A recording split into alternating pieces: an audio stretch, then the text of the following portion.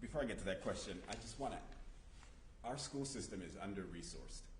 Our teachers need help. And, you know, it's incredibly offensive when the mayor sits there and, you know, points the fingers as the teachers of the problem. I've been a classroom teacher. I was a teacher in Washington, D.C. in some of the most troubling schools in America. And so to just blame teachers and say they're the problem, here's how we fix it by sending everybody else to other schools is not the solution. In terms of criminal justice reform, you know, I've been advancing ideas like hiring practices, demilitarizing our police force. We have a tank in our yard over in downtown. Those tanks were specifically designed for to fight against improvised explosive devices in Iraq. I don't know when the last time we had an improvised explosive device go off in America, let alone in Antioch. I've talked about excessive force and, of course, increasing police accountability, ability like body cameras, the independent investigation of certain police officer complaints, but more importantly, the hiring practices are critically important. You know, let's not be fooled. This all starts from stereotypes.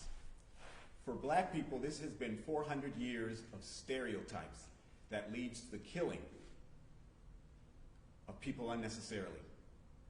And shame on those people who go out and perpetuate these stereotypes like Mayor Wright did when he sent out an advertisement capitalizing on the stereotypes of black men being lazy, capitalizing on the stereotype of black men being sexual predators, capitalizing on the stereotype of black men being deadbeat dads. Shame on you. That is what gets people killed. You're the problem. That's why people shouldn't vote for you. When you say Black Lives Matter, it's empty. It doesn't mean anything to anybody in this community because your actions speak louder than words, Sean. Your actions speak louder than words. And so I'm going to continue to advance meaningful police reform in our community. I'm going to continue to fight to ensure you. But the fact of the matter is that we need action, we need results, we need policy changes, and simply saying Black Lives Matter, Sean, falls on deaf ears. I have one more minute. Apparently I'm finished. Okay, thank you very much. Mayor Wright?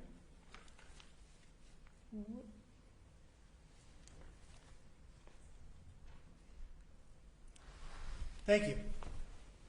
This is an important question.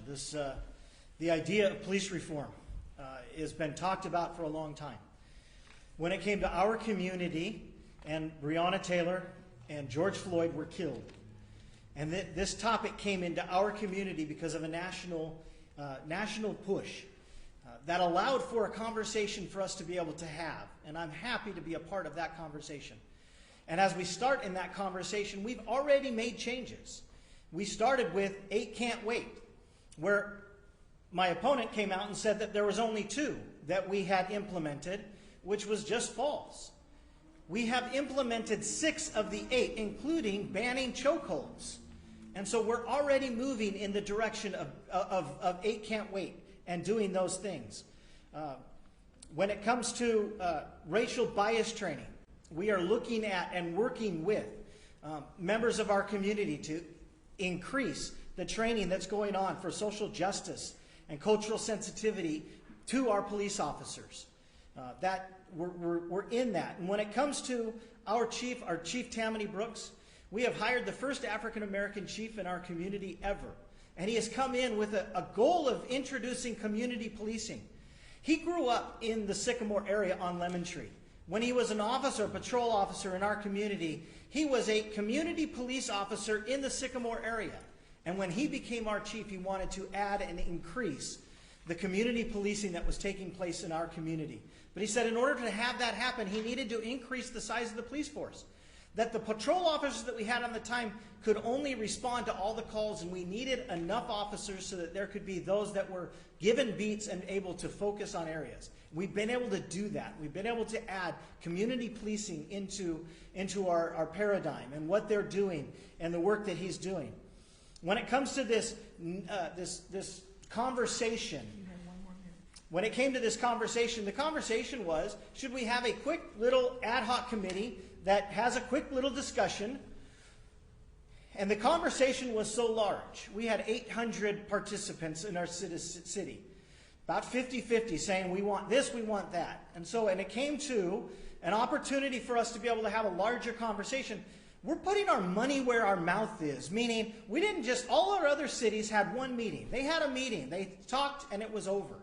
We're putting over $100,000 into hiring a nationwide mediator that can come in, has worked in Charlottesville, Spokane, Washington, Las Vegas. They've worked in communities of racial divide to be able to bring people together.